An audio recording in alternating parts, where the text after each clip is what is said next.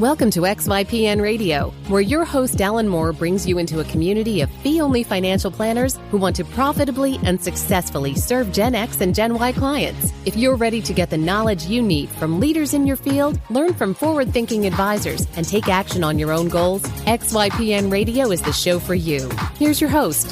Hello and welcome to this episode of XYPN Radio. I'm your host, Alan Moore, and I'm excited to have XYPN member Scott Snider, founder of Mellen Money Management in Columbus, Ohio, on the show today. Scott started his career on the sales side and quickly found that the hard sell to the friends of his dad wasn't going to work for him. So after a stint at a bank and then a wealth management firm, he ultimately decided that starting his own firm was going to be his path. He and his wife decided to take the leap, so she actually found a new job down in Jacksonville, Florida, and they moved. He started his firm, and they had a baby, all in a couple-month period. Not a path I would recommend for the faint of heart, but has absolutely worked out for them. He brought about 15 clients over from his previous firm and has grown to about 40 recurring clients in 15 months now. He has a focused niche on working with clients with student loan debt and has had a lot of success getting referrals from other advisors that have either higher minimums or simply don't have an expertise in student loans, so they send the clients to him. He also has a unique fee model, which is based entirely on net worth, so it was fun to learn more about that. Did you know that 72% of callers who reach an automated answer will hang up without leaving a message and often call another advisor? A missed call can cost you a new client or chance to grow wallet share with existing ones. That's why finance professionals rely on Ruby's live receptionist to answer calls, transfer only the calls they want, take messages, collect new client intake, make follow-up calls, and more, allowing them to accomplish more and grow. Let Ruby help you increase productivity and give outstanding client service with every call. For a special offer, visit callruby.com/XYPN and use promo code XYPN, or better yet, call them at 844-853-7829. You can find any of the additional resources that we mentioned during the episode at xyplannynetwork.com/154. Also, be sure to go to xyplannynetwork.com/VIP to join our private group just for XYPN Radio listeners. It's the community of advisors we've all been looking for that's there to provide support when we need it the most. Best of all, it's free. I encourage you to check it out. Again, that's xyplannynetwork.com/VIP. Without further ado, here's my interview with Scott. Hey, Scott, welcome to the show, man. Thanks so much for being on. Hi, Alan. Thanks. Great to be here. So to sort of kick things off, tell me a little bit about sort of your firm, and then we'll dig into the details. So where are you located? How many clients do you have? Do you have sort of a typical niche market that you're working with, that sort of thing? Yeah. So I'm in Jacksonville, Florida. My wife and I moved here about a year ago from Columbus, Ohio, and that's kind of where I started my firm. It's just me in the practice right now. I do have an intern. It works remotely from, she went to Texas Tech. I actually met her at the XY Planning Network conference, but it's primarily just me. And in terms of number of clients, I have, reoccurring, I want to say it's just over 40. And then I have had like other clients that are just kind of one-time, project-based clients where it was closer to 48, I think is the number I had totaled up. So 48 project clients or like 40 recurring 8 project? Okay. Yeah. So 8 project, got it. So that number, obviously, I think some of that's attributed to legacy clients that I brought over when I first got into this business. So basically, I right out of college got into this business and then kind of bounced around a little bit, but was able to bring on about 15 relationships prior to, at the time I launched essentially, and prior to us moving down to Florida. And we'll definitely talk about the move because I know that was sort of an interesting transition for you. Do you have sort of a niche market at this point that a bulk of those clients fall in? Yeah. So if you exclude the legacy clients, I think 21 out of the 33 relationships have some sort of student debt problem. And that's sort of my niche is around student loans and then college planning. I took Joe Messenger's course and I'm starting to integrate that into my practice because I think it's just a really good complement to the student loan part of it is, helping my clients who currently do have some student loans one day prevent their children from at least minimizing that damage. Sort of getting on both ends of an 18-year cycle, I guess. Yeah. Paying off their loans and having kids that'll be going to college. So Awesome. Well, I want to dig into all of that. So you said you got into financial planning right out of college. I guess, how did you even know this was a career, or did you sort of accidentally end up in it? I knew it was a career because I had, and I say financial planning, I started off on the wirehouse side of things. So I was much more investment focused. So I had a passion for investments right from early age, honestly. My freshman year of high school, I had shadowed one of my close friends. His dad worked in the industry, and sort of ever since then, I had an interest in it. And then in college, I'd spent 2 years interning for Smith Barney. Did a lot of cold calling and marketing, and got to see the sales part of the business, but also learned some of the investment aspects. And then from there, out of college, I thought I was going to have a job with Smith Barney, and some things, sort of the opportunity that I had with the team that I was going to join. Basically, the branch manager had to step down from his position, and he took the role that I was interviewing for. So that's a tough person to compete with. A branch manager getting demoted. Absolutely. So it was just one of those things where I didn't really take right out of college, I didn't take it that seriously in terms of trying to find another job, because I thought I had it lined up. So the one company that contacted me was, of course, Northwestern Mutual, an insurance company. And so I said, I kind of panicked. I was like, I need a job. So I took a job with them, lasted about 3 months. 3 whole months, huh? Well, yeah. They want you to bring in your friends, your family, and everything. And I was sort of doing that, networking, and brought in some of my dad's friends. And my dad kind of pulled me aside one day and said, Scott, you need to cut this out. Like, way too aggressive sales tactics. And so I had essentially, and everything, I think Northwestern Mutual does a great job on a lot of things. I don't want to knock them, but it just wasn't a good fit for me. So I had honestly wanted to be in the investment side, not the insurance side of the business. So I had put my feelers out with AG Edwards, which eventually became Wells Fargo Advisors through all that. So I got started in 2007 of January, like right out of college. Yeah, so just a couple years before everything hit the ceiling. And I was brought in at AG Edwards to sort of be an apprentice and learn the business more gradually. Well, of course, 2008 happened, and then they were going to have me join a team, and the team opportunities basically went away. And then AG Edwards, I think it was like the third week I was working there, we were bought by Wachovia Securities. So after a few months of kind of feeling it out, my branch manager came to me and the other young advisor in the office and said, we're going to need to fast track you guys to the management training program.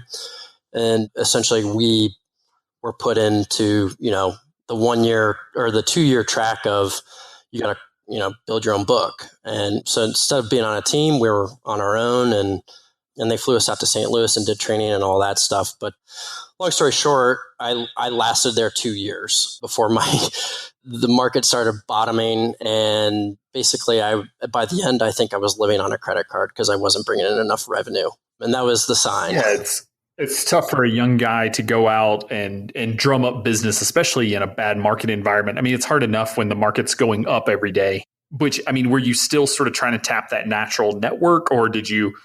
Yeah, so I was trying to tap the natural network, and then I was also doing, a lot of cold calling. I mean, I think I did over 100 calls a day. Whoa. And yeah. Ironically, one of the people I had cold called was my old high school principal, and without even knowing it, he actually became a client. That's awesome. Yeah. So you never know what you're going to come across when you're doing cold calling, but I would say 90% of the clients I had basically gotten relationships from were just through my natural network. And I mean, I wasn't nearly producing enough. So I think it was around $2 million in assets by the end of my 1 year anniversary. So it wasn't by any means stellar. So that's what so you had 2 million. What was the expectation? I mean, was there a number sort of set out there for you need X dollars under management or X amount of revenue generated or anything like that? Yeah. And to be honest, I can't remember what that was. I do know that I wasn't generating enough that it was exceeding with the salary that I started with. So they taper you down over a 2 year time frame. And that's essentially what happened is I had the first 6 months I was on full salary. And then the next 12 months they have you on, I think it's 75% of that. And then the remaining 6 months of your 2-year training program is when they put you at 50%. And so when it was about to drop down to 50% is about 3 or 4 months before that, I kind of started getting my stuff together and looking at other opportunities. And sure. And actually had a frank conversation with my branch manager at the time and he basically said, you can either stick this out for 1 more month or I can give you a head start in helping you find a job. I said, I'll take option number 2. So I had actually lined up a job opportunity with Huntington Bank, which is a really big presence in Columbus. They're based out of there. So I wanted something that had a little bit more stability in terms of income and still have that upside opportunity. Because part of what attracted me to the business was I could kind of, make the most of, my situation. Basically what I put into it is what I get out. So I started off as a personal banker that was licensed and was allowed to bring in other advisors. There was an advisor that covered my branch and I could bring them in on any kind of investment situation. So I had lasted at Huntington for 6.5 years, and that's really where I learned the business from a sales standpoint the right way, and even the financial planning side of it. They were really, I think, ahead of most banks when it came to the planning. We even used, I think it was like Navient, or what's the old software, I'm talking about? Either Money Tree or like I said, Navient. Yeah, it was Navient. So we used that, and then they actually even moved us over to Money Guide Pro like the last couple of years I was there. But now it's going to bother me. Navient's the student loan. Navaplan. Thank you. Navaplan. Okay. Yes. Old school, but at the time, pretty progressive. A lot of the technology that we have today, we didn't have 5-10 years ago, or at least not in its current form. So. Yeah. So, I was very fortunate to be around a lot of great people at Huntington, and they were really good at mentoring you. And basically when you found an investment opportunity, you could bring in the pro and sit in on those meetings and kind of learn just by watching. And I think that's the way I learn best. It's not through, reading about it on the internet, or it's actually seeing how people kind of manage the softer side, the softer skills that are related to this business. So you were still responsible for business development and sort of going out finding clients, but ultimately you had a team to help, with the sales process and the overall expertise and that sort of thing. Yeah, in the earlier stages. And then I worked my way up to an assistant branch manager, and, still had the investments were always something that I was interested in and had a passion for. So they kind of knew when they hired me that that's the direction I wanted to go. So I was a year and a half in the personal banker position, and then another year and a half in the assistant branch manager position. And then I became basically an investment rep for 3 different branches. And I did pretty well. I honestly, looking back, it's like, why did I leave that? But there was many good reasons, but as people have heard me say, getting out of a warm bed, and sometimes you look back and wonder, why you get out, because the bed's not nearly as warm after you get out of it. So yeah, couldn't be more true. But there were some certain dynamics there that were going on, and honestly, I had started losing some opportunities to fee only planners, and that kind of got me thinking, well, what is this whole fee only thing about? And then kind of the more I dug in, and the more I wanted to take my business from more commission-based products to more fee-based. And I'm like, well, I'm only keeping 20 to 25% of the revenue here. This is going to be a long climb. Really a long climb. And you almost feel like you're on a hamster wheel. So, I think the last full year I was there, I did $370,000 in revenue. So I was really doing pretty well given how, where I came from. And yeah. And I was on the number 2 producing team in the entire company. We did about $2.5 million as a team, and honestly, I had the best boss. It was, he couldn't say enough positive things about him, and he's honestly, and the other guy that was on the team, those 2 really helped accelerate kind of the learning curve in my career. So, were you at the bank when you got your CFP then? No, I actually got my CFP. So then the last stop before I started my company. I was studying for it. So I left the bank in 2015 and then joined up with this other smaller practice that he did a lot of retirement, like 401k plans. And while I was there is when I started studying for the CFP.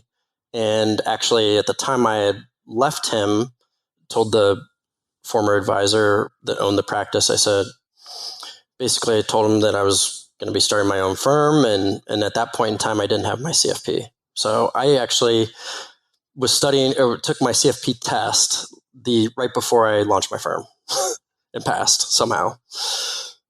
It's always one of those miracles. I've never heard anyone that's like, oh yeah, I studied a lot, felt good, took the test and passed. Anyone who thinks that, shush, because none of us felt that way. Some of us still remember the days where we didn't find out for 6 weeks. You just had to wait. And eventually you get a letter in the mail. And the whole time you're thinking like, should I be studying for this 15 weeks between exams or should I not? And anyway, so. Yeah, no, I honestly thought I failed it when I hit submit. I was like, I was like, what? I passed? I was so nervous when I was at the end that I clicked through the screen that tells you your results. I had to go out and get the proctor. That's awesome. Yeah. So I guess what made you decide to leave the bank and go sort of independent space? And then ultimately what then drove you to say, okay, maybe I just sort of want to do this on my own? Yeah. So at the bank, it started to get, well, they wanted us to also shift towards more fee-based kind of products, but our goals didn't go down as a result. So it was becoming a challenge from that standpoint. But, I was still on target and I'd always exceeded my goals. But at the bank, what happens when you exceed your goal is they raise that to be your new goal. Right. It always goes higher. Yeah. So it was a combination of things. I really, at the end of the day, I think it was wanting to go more fee based, and I knew I was going to take a step back in the income I was used to. And I had a talk with my wife with this other practice that I was looking at, and she says, "Why don't you just give it a shot? It's a chance to learn another side of the business." And my wife does very well, and it allowed kind of me to take that risk. And so I got a chance to learn the 401k side of the business, and the expectations there were basically it wasn't the opportunity I thought it was going to be. I had a 1-year non-compete from the bank. So I wasn't really able to bring anything over other than, friends and family kind of thing. Right. But so I was told when I started that, he had about 10 million in assets that really he wasn't working, that I would eventually take over. Well, it ended up being 900,000. So those are pretty close. Just right. 1 0 off. So that was one thing that really, obviously, a big detriment to what I thought I was getting myself into. And then there were some other things that it just wasn't a good fit culturally. I sort of felt like the odd man out. It was the owner and his assistant who did more of the analytics and operations side of it. Then we had a receptionist, and then his wife was also involved in some things. But it sort of felt like one of those where you're in a situation, and the group of people are all telling these inside jokes, and you always feel like the outsider. That's what it felt like. So, oh, yeah, no, that makes sense. So, whenever you're in that position, it makes sense. Make a change. So then what was the evaluation of, going and getting another position versus starting your own firm? Because, if we go back to the conversation where you said you didn't, you wanted a salary. That's why you went to the bank in the first place. Clearly starting your own firm is the worst way possible to get a salary. Well, so but you have more experience, you're older, maybe your wife's making more money. So obviously a different life stage. So I guess how did you go through that decision process? Yeah, it was one of those things where I already took the step back in income when I made the move from the bank over to the other advisory practice. And my revenue goal was like 60,000. I got up to, I don't know, it was like 48,000.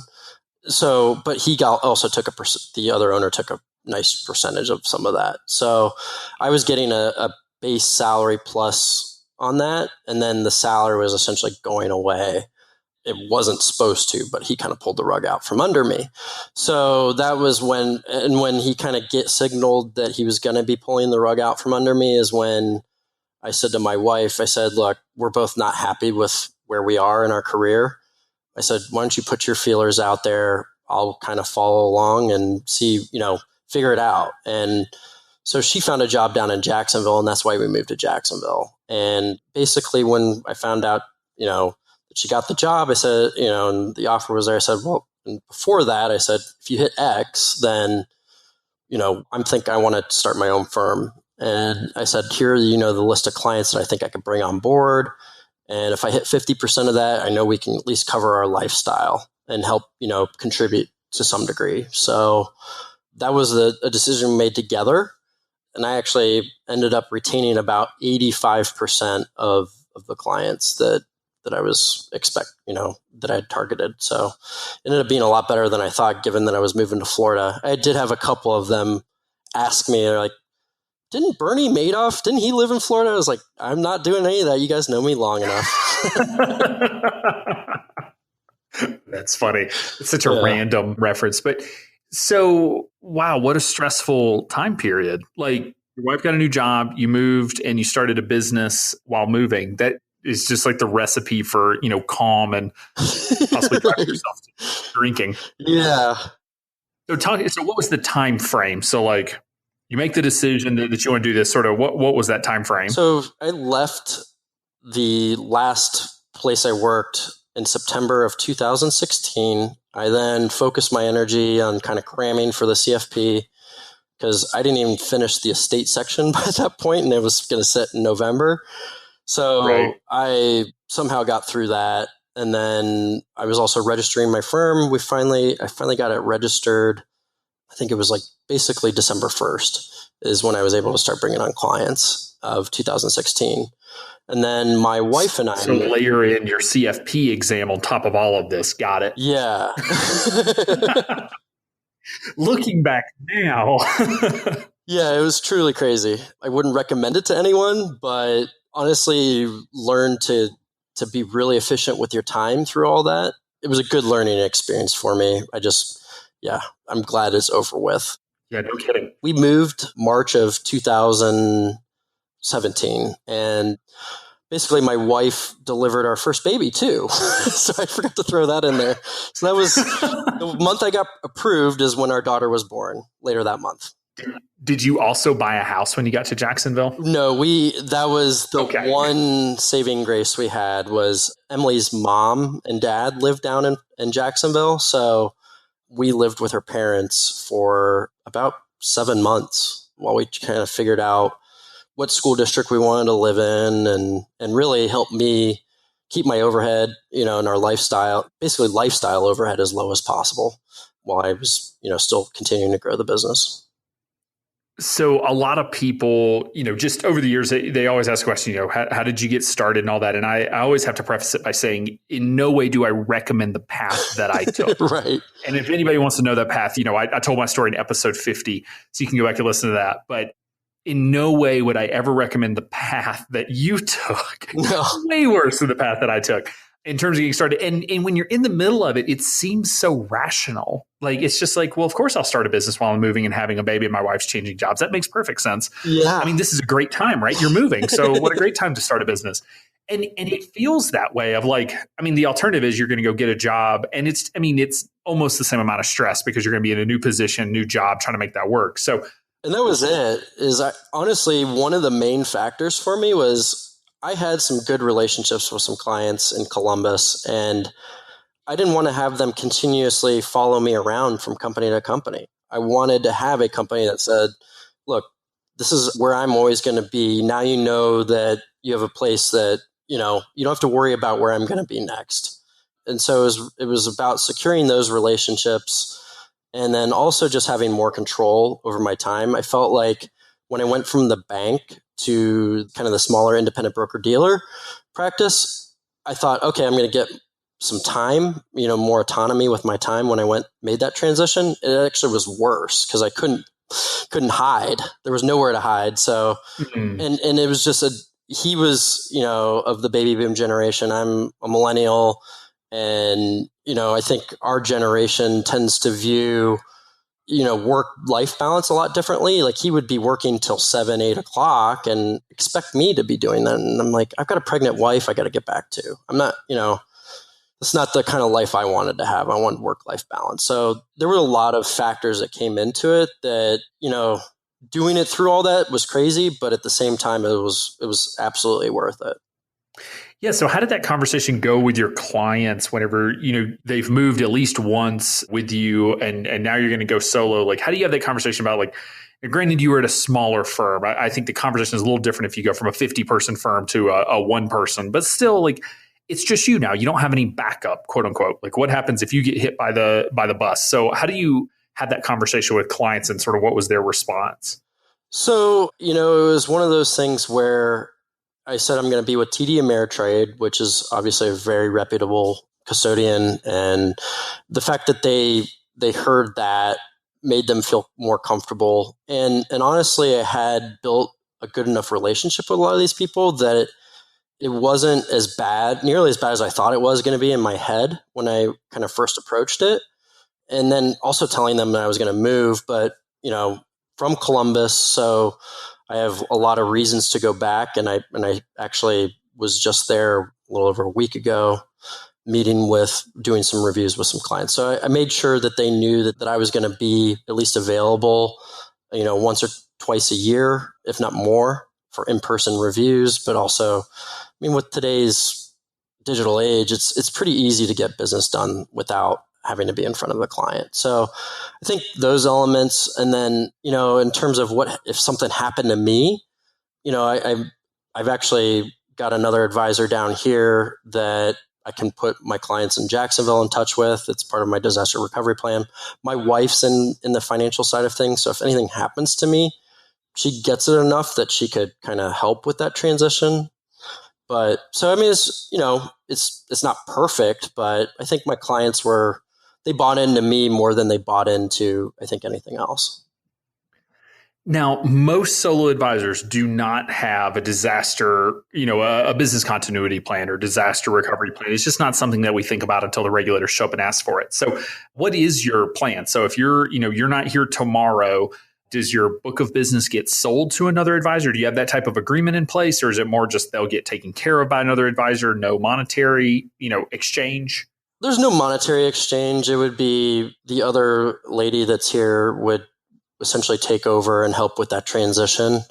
And I probably need to rethink some of that too with the people that are in Columbus, but she would help facilitate that. And then my wife too could help with that. But yeah, it's not one of those fun things to really think through. Well, if I'm not here, what is going to happen? But it is something that absolutely you need to do to think through, because you just never know what life is going to throw you. And my clients are the top priority. So making sure that they're taken care of.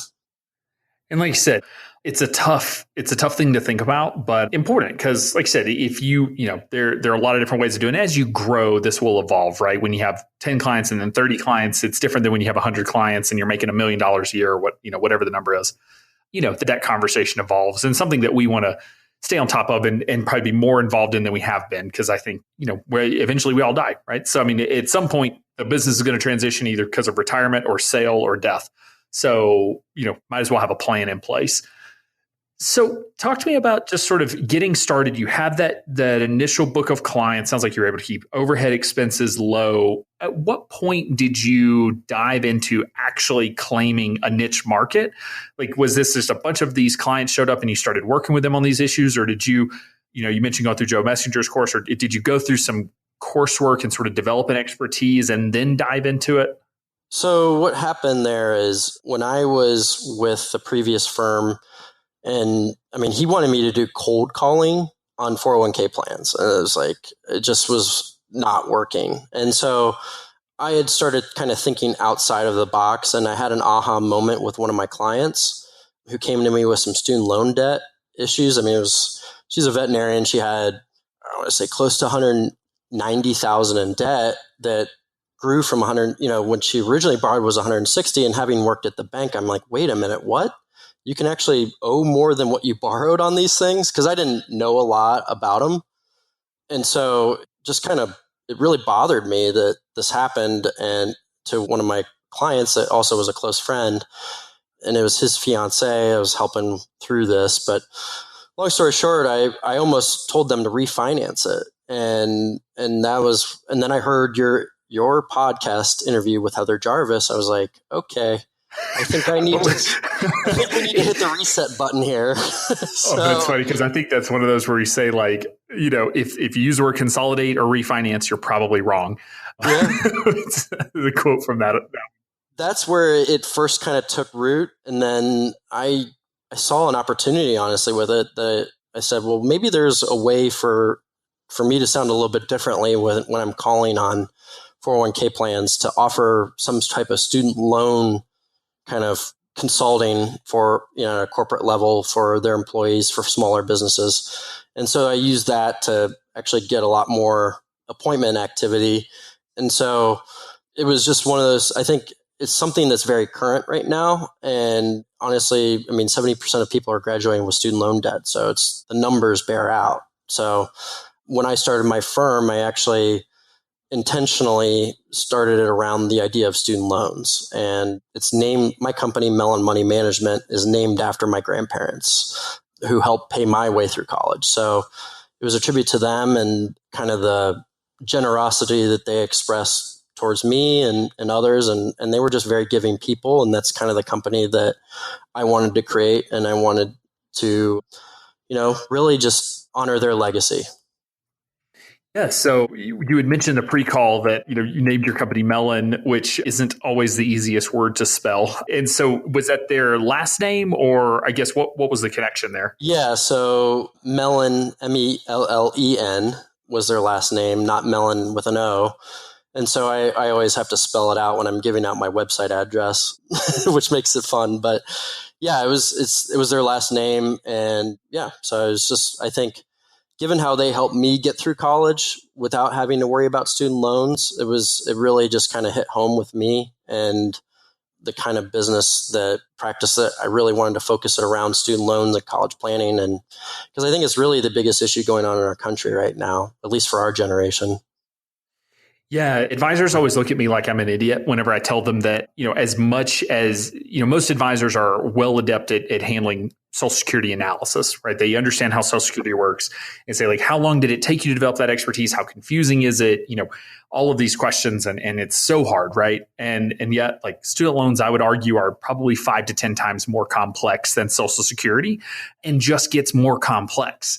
The beauty of Social Security is it only actually has one set of rules with different for retirement age. Like, that's the only real thing. There's a few caveats that you have to handle, but like, student loans are so complicated depending on when they took them out, how much they have, what type of institution, how much they make, what their job is, all sort of funnels into this giant pile of holy crap, it's just amazing how complex it is. And it doesn't seem to be getting any less complex. 100%. It's one of those things. And then the other thing is taxes. You have, there's a lot of people who want to look at, filing separately versus jointly. So, there's so many different modeling techniques that you have to use to get to the right answer. And then oftentimes the client is struggling between, do they want to minimize kind of their cash outflow, or is it which can make the loan more expensive, or pay it off faster and maybe sacrifice having to buy a house as soon as they want to. So, there's just a lot of, I think, things that student loans is sort of the root of the problem. And it kind of feeds into a lot of the other goals that younger clients want to accomplish. But so I think if people are working with Gen X, Gen Y, it's something that they should absolutely know, because if you don't know that, then you might not be able to help your clients accomplish some of the other things that they want. Yeah, it's a great point. And this is always a struggle. So I know some advisors will say, well, particularly those with a very specific niche, whether they're working with expats or physicians or student loans, that say, like, if you don't have as high of an expertise as I do, then you can't be a fiduciary serving these clients. And I do get where that argument is coming from. Now, there's different levels or different depths of expertise, right? Most advisors have none. Some have a baseline. Some listen to a 1-hour webinar. Some did the 8-hour course with Heather Jarvis. And then some have actually been doing this work. So I don't expect, all advisors out there to go get the level of expertise that you have. So do you have a program where you actually work with advisors of their clients? I mean, are folks reaching out to you saying, hey, I need some help with this? Or are you finding that they're just going in blind and doing it badly, or are they just like not doing the work at all? Yeah. So I'm a part of FPA, my local chapter here in Jacksonville, and I've actually been getting a significant amount of client referrals from one of the members there, and they have a $500,000 minimum, but they also don't know that they don't want to deal with student loans. And so I would say a lot of the referrals I get come from them, and they happen to have some sort of student debt issue going on. So, and then even beyond that, there's another member of FPA that she's also referred me some business, that she's also a solo practitioner. And we've talked about maybe sharing expenses or merging resources at some point. And honestly, I'd be happy to help teach her, kind of show her the ropes. But yeah, it's one of those things that I've actually been approached by other advisors and help them kind of through like the case that they're working on and make sure that they're doing it right. I don't charge anything for it. I probably should, but at the end of the day, I want more people out there helping people in this space. Yeah. And it'll be an interesting, I guess, evolution of our industry to see how many advisors are out there that actually develop the expertise, because it's so prevalent. And I don't know, I said it earlier that I don't expect advisors to get this expertise, but I would get laughed off the stage if I said I don't expect advisors to understand tax law or don't understand, Social Security. And yet, like, I'm letting them off the hook on not going and learning student loans. But I never worked with a client under 50 that didn't have student loans. They all had student loans, no matter their income. And even older people have student loans because they co-sign their grandkids' student loans, even though we told them not to. So like, it's a huge issue. And so where did you get the expertise? Did you go through Heather Jarvis's course, or was there some other ways that you developed the expertise? As soon as I heard her podcast, I signed up. I think it was that day I listened to it. I actually went and signed up for a course. That's awesome. Did you do the one that she had online? Yeah. It was 3-day course or something. Yeah. And it was online. I did not go to the one at the XY conference. Yeah, I'm not sure. I had to check with Heather. I'm not sure if she's still doing the online. I know it had been down at one point and she was sort of evolving some of the work she's doing. But yeah, people ask all the time, how do I get expertise? And Heather's just my go-to. So I believe it's askheatherjarvis.com. It may just be Ask Heather. I'm going to type it into my browser real quick to be sure I get that right. But yeah, so Heather Jarvis is just the absolute boss when it comes to student loans. Yeah, askheatherjarvis.com. Yeah, she was awesome. And I like to teach myself as much as I possibly can. And then, when I took her course, it was like, it helped fill the gaps of where I was like, I'm really not sure about this. And even after the course, you have questions on kind of one-off situations that just aren't as common. So she's a great resource. Yeah, people think student loans are student loans, and it's like, no, there's actually specializations then of like high income, high debt. The way you work with a doctor with a ton of student loans is different than the way you work with a young teacher that is in, that qualifies for a 10-year payoff program. So like, yeah, anyway, we can talk about this all day, but it is infinitely complex. So I guess, are you finding that you're able to handle most of the cases that are coming in, or are you finding, are there still levels of complexity that, are Heather only type projects? No, I've been able to handle them all. I've even gotten to a point where it's sort of getting creative with some clients where it's not necessarily, you're looking at the student loan part of it, but even, somebody who's maybe going to grad school part-time and then, working, but they're going to work in a public service related profession. And, he's making enough money right now to pay basically his tuition, but it's going to take him 4 or 5 years to be able to get his MHA. And it was one of those things where, okay, well, we can double your income if you just focus on getting your MHA. And ran kind of the numbers on it of, okay, if you borrow more, yeah, it's going to cost you more, but you're also going to make double the amount of income in probably 2 years sooner than you otherwise would. And it's like when I showed him the numbers, he's like, oh my gosh, yes, I'm going to look into this. So He's actually currently going to be enrolling next fall for full-time status.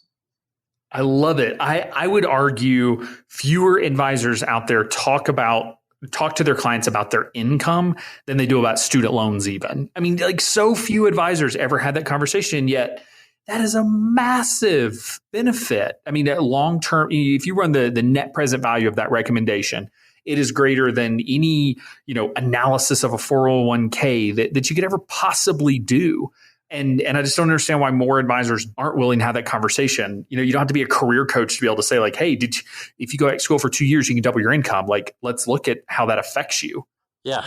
No, and it's one of those things that I think we as planners just need to take a step back and look at things more objectively from every angle, whether it's their income, their debt. It's really just looking at everything that is at their disposal as a resource and trying to maximize it. Well, and honestly, trying to get the CFP also on board from an education standpoint that, career planning, income planning, debt analysis, student loans, that those things actually get taught.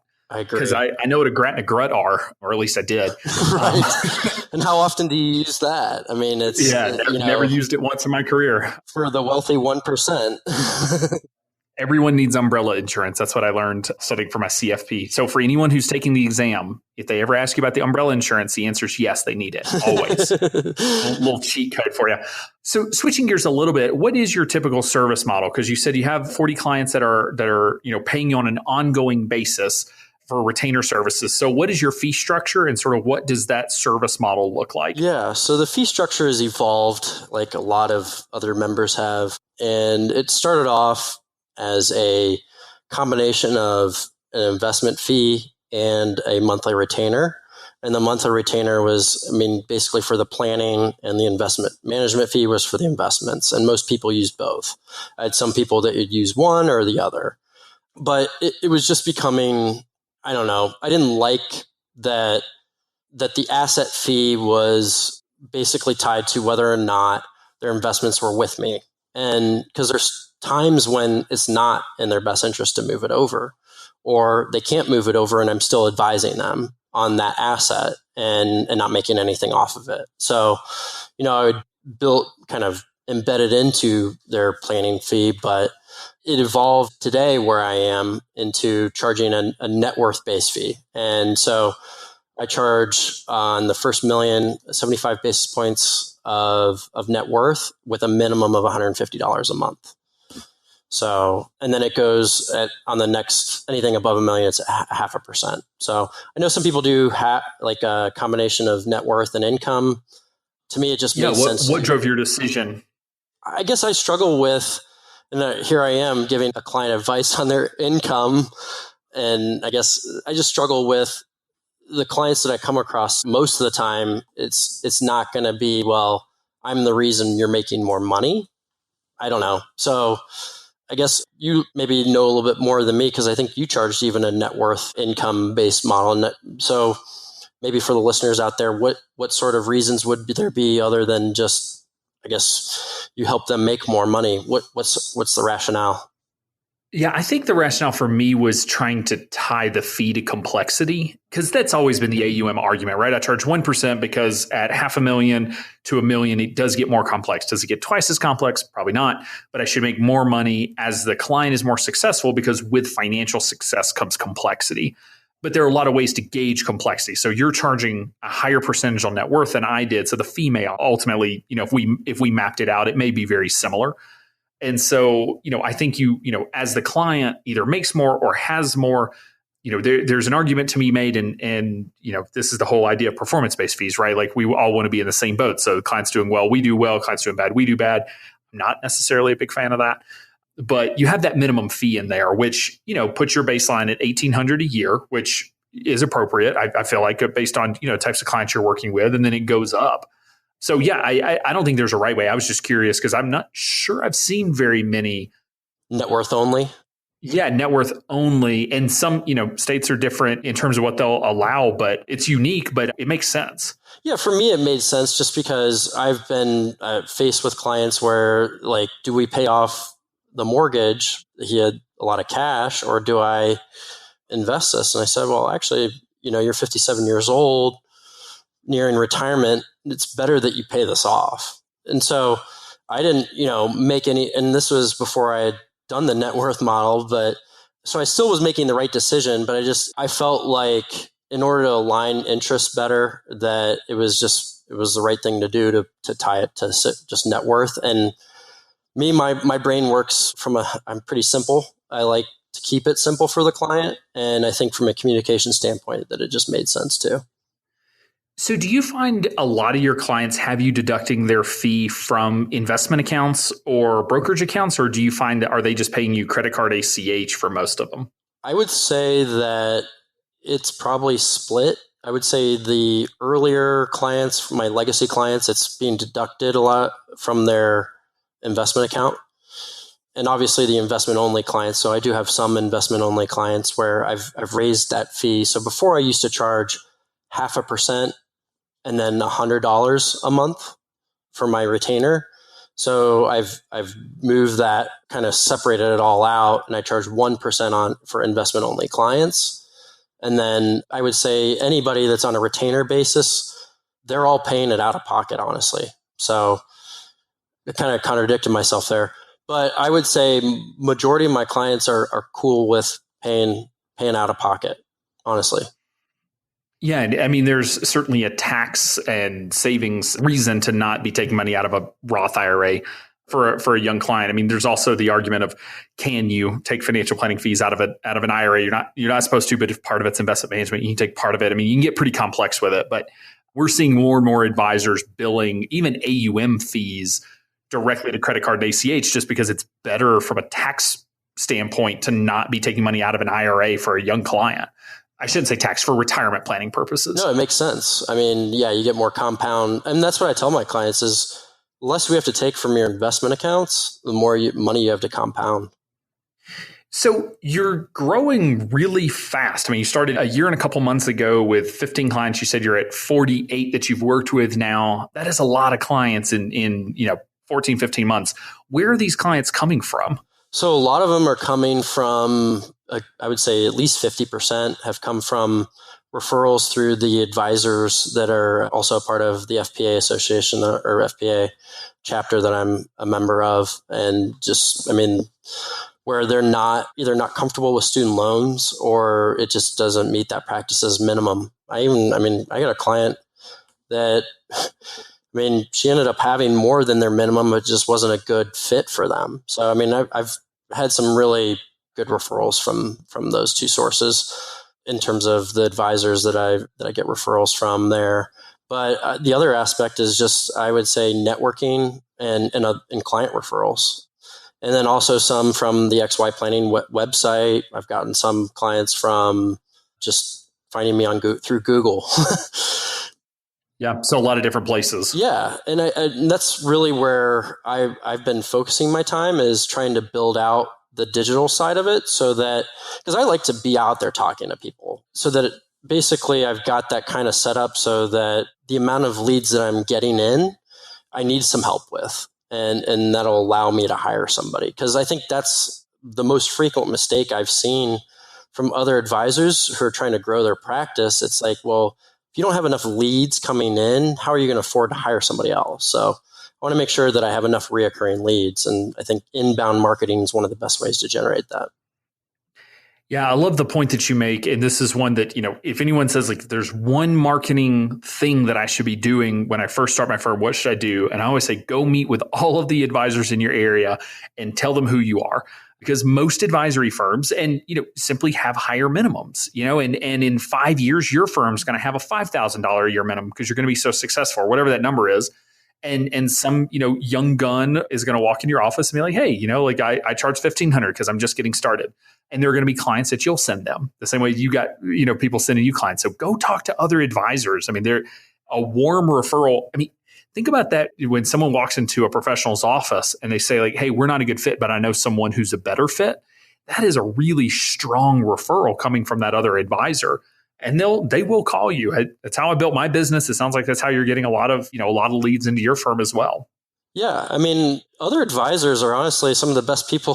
Like I love talking to other advisors and kind of learning their story. And so, I mean, yeah, grab lunch, have breakfast, learn what made them successful. But also, if you find out that their practice is got certain minimums, or there's a certain type of client that's ideal for what they're looking to add, and they get a lot of other opportunities that just aren't a good fit, well, try to position yourself as that person to capture those opportunities. I think it's a great way to get kind of your business off the ground. So you mentioned, you want to be able to hire people, and so therefore you need leads for them. So what is your plan with the business? Do you have sort of a vision of growth and size and that sort of thing on sort of where you want to end up? Yeah, so right now on a forward projected basis, I'm at, I think, $80,000 is if the year had looking towards the end of the year with all the reoccurring stuff and some of the project. Sort of your run rate. Yeah, my run rate's going to be 80,000. Hopefully it'll be higher by the end of the year, but not accounting for any, new clients. That's where I would land. And so, I look at it from, well, is it the number of clients that I have, or is it the amount of revenue that I'm generating? Because, I have a boss at home, and that's my wife. I got to make sure that the revenue that I'm producing, and if I hire somebody and it disrupts that, what I'm able to bring home, is that going to affect our lifestyle? So it'll probably be something gradual, but, I'm envisioning maybe about 150,000 in reoccurring or kind of revenue, or forward projected revenue, where I think, at least I would say have somebody part-time, maybe even full-time. I really enjoy the development side of it, of helping somebody else, learn the business the right way, because I feel like it's really hard to break into this business as a young person.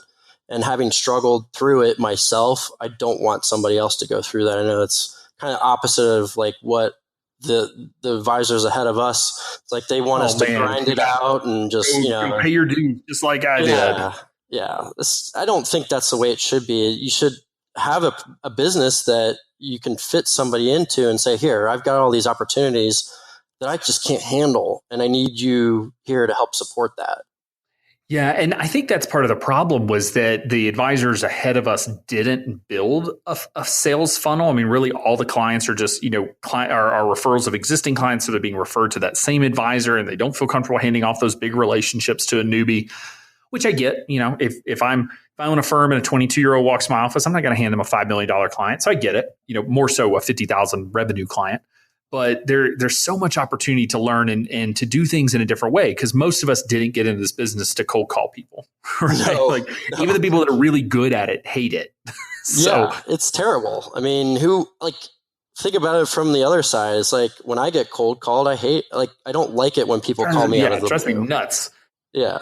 So why would they be okay hearing my voice? I don't know. To sell them an investment product. Yeah, I mean, and as of today, I think we've got just over 660 members as of the time of this recording. I cannot wait to have 660 firms that are hiring, because XY. I mean, we have awesome firms. We have badass firm owners. They're doing planning the right way, and I can't wait to see more and more job opportunities get created that are more of, hey, come in and learn the business and do the planning. Less, hey, go out and try to find $1 million relationships when you're 23. Good luck. I'm going to cut your salary off in a year. Yeah, I actually gave a talk at UNF, University of North Florida, to a group of students, like the FPA chapter there. And one of the things I said during the panel discussion was, I don't think that you should be looking for a job coming out of college that is focused on generating sales revenue. I mean, nobody in their right mind is going to trust a 23-year-old with their life savings.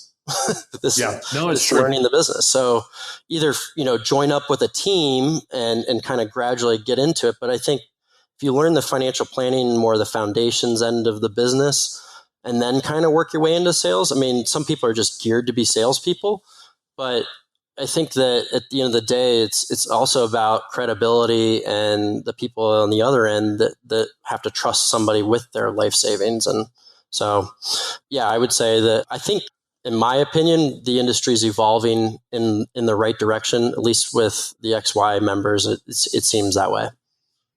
Absolutely.